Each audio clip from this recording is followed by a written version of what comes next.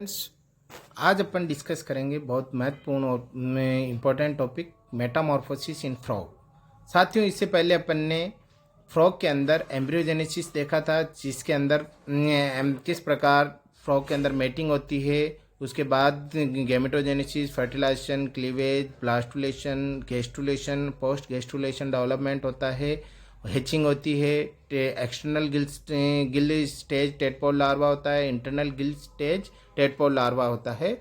उसके बाद जो आज का इम्पोर्टेंट टॉपिक है वो है मेटामॉर्फोसिस इन फ्रॉग। इसके अंदर अपन देखेंगे किस प्रकार जो टेडपोल लार्वा होता है उससे एक वयस्क मेंढक बनता है, क्या क्या चेंजेज होते हैं, उससे रिलेटेड क्या क्वेश्चन आ सकते हैं, और सबसे इम्पोर्टेंट इस मेटामॉर्फोसिस का हार्मोनल कंट्रोल किस प्रकार होता है, किस प्रकार हार्मोन्स का रोल इस मेटामॉर्फोसिस में होता है।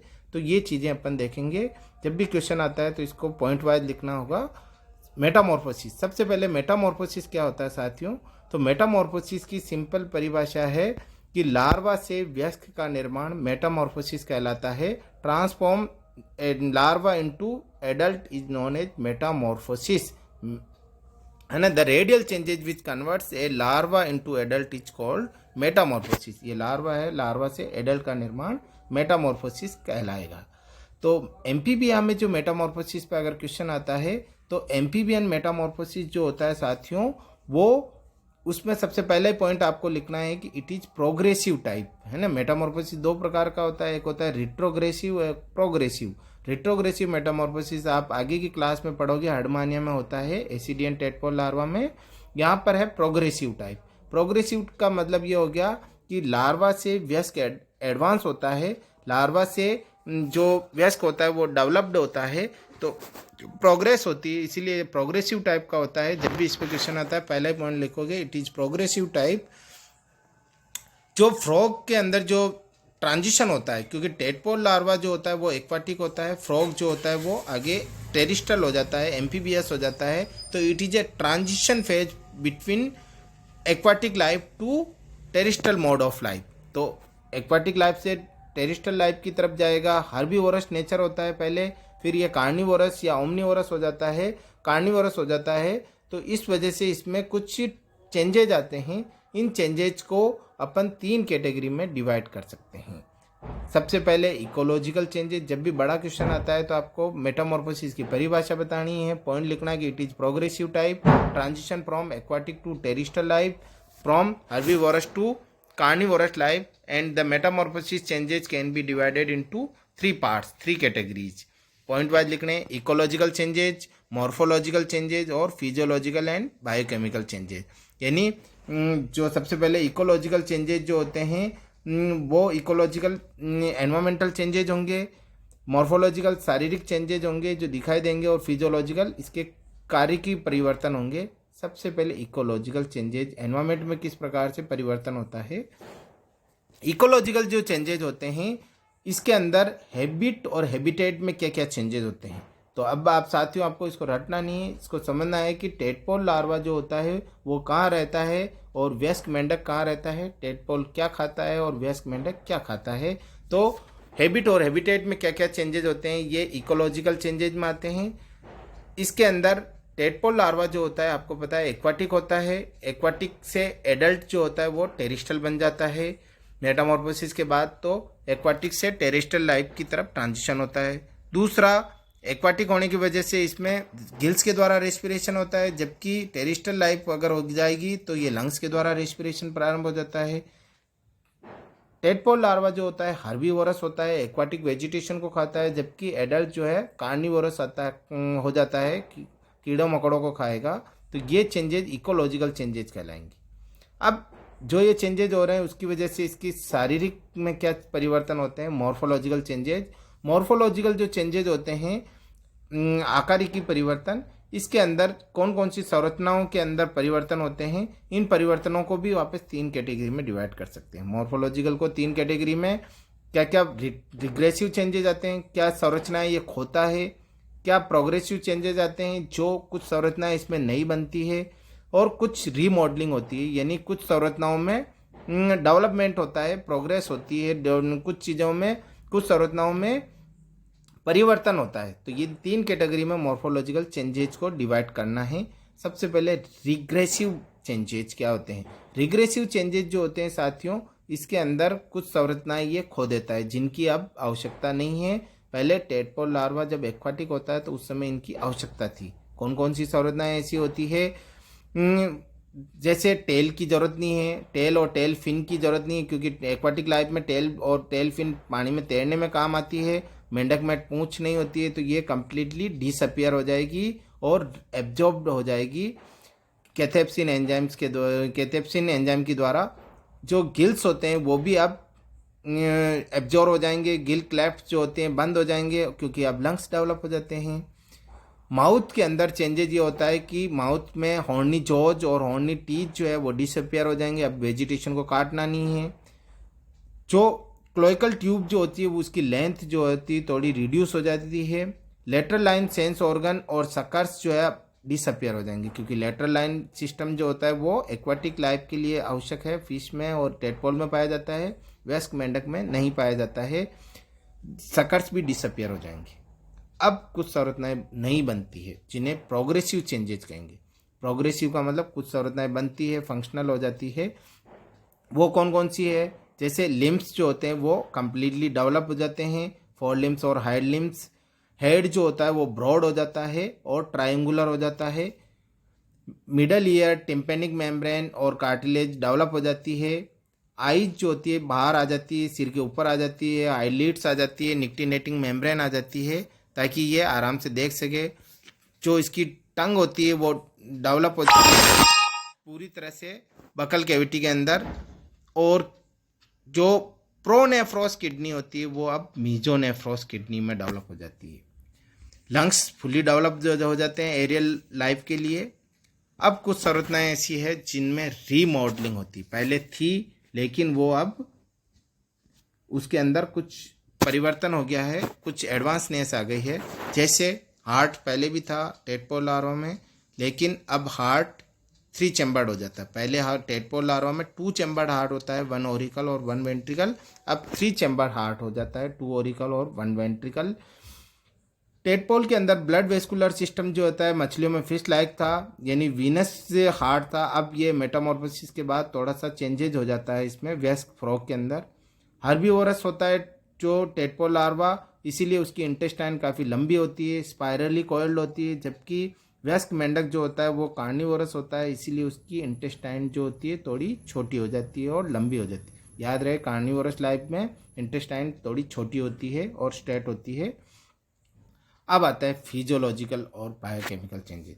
फिजियोलॉजिकल जो चेंजेज होते हैं साथियों, फिजियोलॉजिकल जो चेंजेज होंगे उसके अंदर इसकी कार्यकी में किस प्रकार से परिवर्तन होता है। तो कार्यकी में एमोनोटेलिक से यूरियोटेलिक हो जाता है।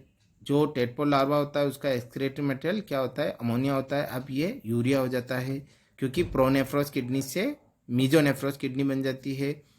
पेंक्रियास के अंदर इंसुलिन हार्मोन का सिक्रेशन प्रारंभ हो जाता है।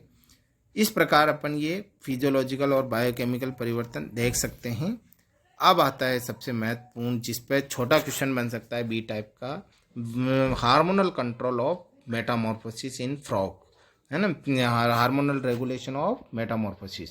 तो एमपीबीआई के अंदर जो मेटामॉर्फोसिस होता है वो एक पॉइंट में लिखे, छोटा क्वेश्चन आता है ए सेक्शन का, तो वो कौन से हार्मोन की वजह से होता है, थायराइड हार्मोन की वजह से होता है, थायरोक्सिन T3 और T4 की वजह से। कुछ वैज्ञानिकों ने इस पर एक्सपेरिमेंट किया, जैसे गुडरनेच ने इसके ऊपर कुछ टेडपोल लार्वा को try powder ship thyroid gland का इनको खिलाया, पाउडर खिलाया, तो वो जल्दी मेटामॉर्फोसिस हो जाता है क्योंकि उसमें थायराइड का एक्सक्रेट होता है। एलन ने कुछ टेडपोल लार्वा की जो थायराइड रूडिमेंट होती है उसको रिमूव कर दिया, टेल बड जैसे एचिंग होती है उसके बाद उसको रिमूव कर दिया। तो ये थायराइड लेस जो टेडपोल लार्वा होते हैं इनके अंदर नॉर्मल ग्रोथ होती रहेगी और ये काफ़ी लंबे हो जाएंगे। इनकी लाइफ, टेडपोल लाइफ जो होती है वो लंबी हो जाएगी, क्योंकि ये मेटामॉर्फोसिस नहीं कर पाएंगे क्योंकि उनमें से थायराइड ग्लैंड निकाल दी गई। अब आता है कि जो ये थायराइड लेस जो टेडपोल लार्वा होते हैं, अगर इनको वापस ऐसे पानी में शिफ्ट किया जाए जिसमें थायराइड ग्लैंड का एक्सक्रेट हो या आयोडीन हो सिंपल, तो ये जल्दी मेटामॉर्फोसिस करना प्रारंभ कर देते हैं। इससे ये प्रूफ होता है कि एम्फीबिया के मेटामॉर्फोसिस या फ्रॉग के मेटामॉर्फोसिस में थायराइड हार्मोन या थायरोक्सिन का रोल है। तो पहली चीज़ क्लियर हो गई कि थायराइड ग्लैंड का हार्मोन मेटामॉर्फोसिस में रोल प्ले करता है। आपने उसको थायराइड एक्सक्रेट का कर देंगे तो फास्ट हो जाएगा, थायराइड ग्लैंड को निकाल देंगे तो डिले हो जाएगा, फिर उसको आयोडीन युक्त पानी में ट्रांसफ़र कर देंगे तो जल्दी मेटामॉर्फोसिस प्रारंभ हो जाता है। जो एम्फीबिया का जो मेटामॉर्फोसिस होता है, पहली थायराइड ग्लैंड का लिख दिया, उस ये पूरी थायराइड ग्लैंड जो होती है इसके अंदर न्यूरो एंडोक्राइन रेगुलेशन होता है। खाली थायराइड ग्लैंड का रोल नहीं है। आप जानते हो कोई भी हार्मोन का रेगुलेशन जो होता है वो हाइपोथैलेमस से होता है। हाइपोथैलेमस से रिलीजिंग हार्मोन सीक्रेट होते हैं। वो रिलीजिंग हार्मोन दो एंडोक्राइन ग्लैंड्स को प्रभावित करेंगे। एक होते हैं पिट्यूटरी ग्लैंड जिसे मास्टर ग्लैंड कहते हैं, एंटीरियर पिट्यूटरी, और एक थायराइड ग्लैंड को। जैसे हाइपोथैलेमस से एनवायरमेंटल कंडीशन की वजह से जैसे सिग्नल पहुंचेगा, उससे हाइपोथैलेमस से रिलीजिंग हार्मोन सीक्रेट होगा। ये रिलीजिंग हार्मोन जो होता है जिसे थायराइड रिलीजिंग फैक्टर कहते हैं, ये थायराइड ग्लैंड को अफेक्ट करेंगे और थायराइड ग्लैंड से कौन सा हार्मोन सीक्रेट होगा? थायरक्सिन, जिससे मेटामॉर्फोसिस प्रारंभ हो जाता है। यहाँ पर एक और हार्मोन का आपको बिल्कुल याद रखना है। एंटीरियर पिट्यूटरी ग्लैंड का भी रोल है। उसके द्वारा एक हार्मोन सीक्रेट होता है जिसे प्रोलैक्टिन हार्मोन कहते हैं। प्रोलैक्टिन हार्मोन को जुवेनाइल हार्मोन भी कहते हैं, या ये इनिबिटर ऑफ थायराइड हार्मोन, इसके एंटागोनिस्टिक काम करते हैं। कुछ हार्मोन एक दूसरे के विपरीत काम करते हैं, जैसे प्रोलैक्टिन और थायरोक्सिन हार्मोन, ये एक दूसरे के विपरीत काम करेंगे तो ये it is antagonistic of thyroid hormone. Prolactin और दोनों उल्टे काम करते हैं। प्रोलैक्टिन मेटामॉर्फोसिस को स्टॉप करेगा, जबकि थायराइड हार्मोन प्रोलैक्टिन को, थायराइड हार्मोन जो होता है वो मेटामॉर्फोसिस को प्रमोट करता है, स्टिमुलेट करता है। याद हो गया? दोनों प्रोलैक्टिन और प्रोलैक्टिन एंटीरियर पिट्यूटरी ग्लैंड से, thyroid hormone thyroxine hormone thyroid gland से। थायराइड हार्मोन मेटामॉर्फोसिस को स्टिमुलेट करता है। प्रोलैक्टिन जुवेनाइल हार्मोन या जो लार्वल रिटेंशन हार्मोन भी कहते हैं, एक शब्द में बोले बहुत अच्छा वर्ड है। लार्वल रिटेंशन कैरेक्टर जो होते हैं वो प्रोलैक्टिन की वजह से होता है।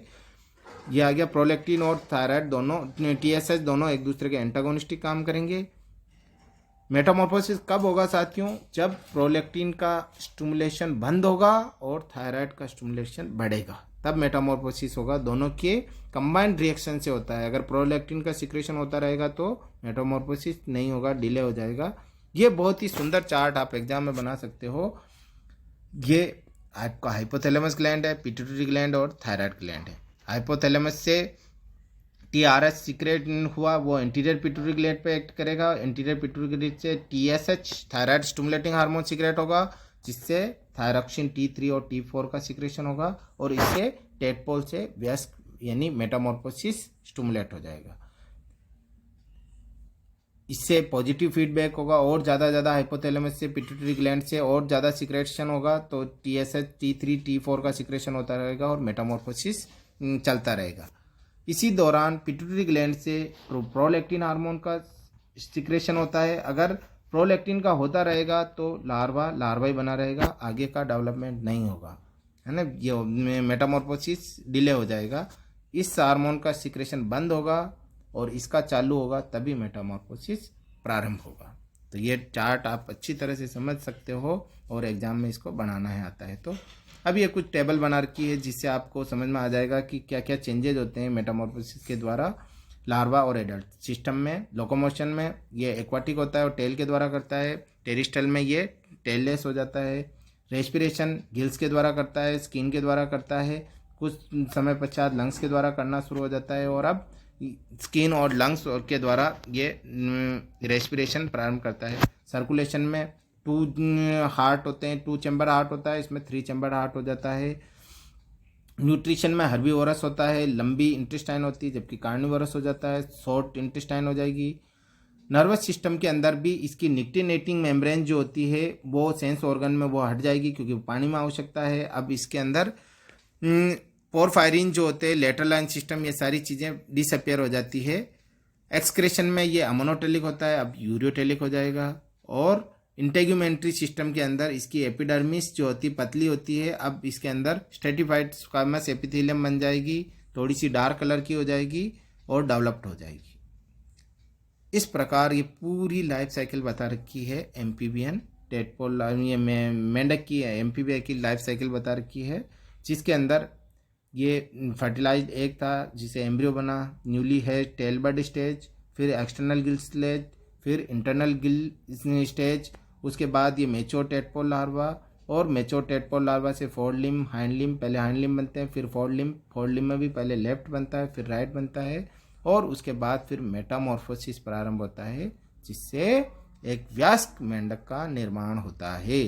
तो इस डायग्राम से आप अच्छी तरह से बैठकर समझ सकते हो कि एम्फीबिया में मेटामॉर्फोसिस किस प्रकार से होता है। एग्जाम में जब भी क्वेश्चन आता है आपको बहुत सुंदर पॉइंट वाइज आपको इसको कैटेगरी वाइज लिखना है कि इकोलॉजिकल चेंजेस, मॉर्फोलॉजिकल में भी प्रोग्रेसिव, रिग्रेसिव और रीमॉडलिंग, और फिजियोलॉजिकल और बायोकेमिकल क्या क्या चेंजेस होते हैं। रटना बिल्कुल नहीं है, बिल्कुल समझना है कि टेडपोल लार्वा कहाँ रहता है, मेंढक कहाँ रहता है, उसका व्यवहार कैसा होता है, इसका क्या होता है, उसमें कौन सी संरचनाएं आवश्यक होती है जो अब गायब हो जाती है, कुछ संरचनाएं एडवांस हो जाती है और कुछ संरचनाएं नहीं बन जाती है। इस प्रकार आपको याद रखना है। और हार्मोनल कंट्रोल अवश्य अच्छी तरह से याद करना है कि प्रोलैक्टिन लार्वा को लार्वा बनाए रखता है, मेटामॉर्फोसिस को डिले करता है, जबकि TSH हार्मोन या थायराइड T3 T4 हार्मोन जो होता है वो मेटामॉर्फोसिस को प्रमोट करता है। तो इस प्रकार आपको हार्मोनल कंट्रोल भी अच्छी तरह से याद रखना है। आपको यह वीडियो अच्छी तरह से समझ में आया होगा। हिंदी मीडियम वाले को इसके अलग से नोट्स दिए जाएंगे। अच्छी तरह से इस टॉपिक को समझना है। धन्यवाद।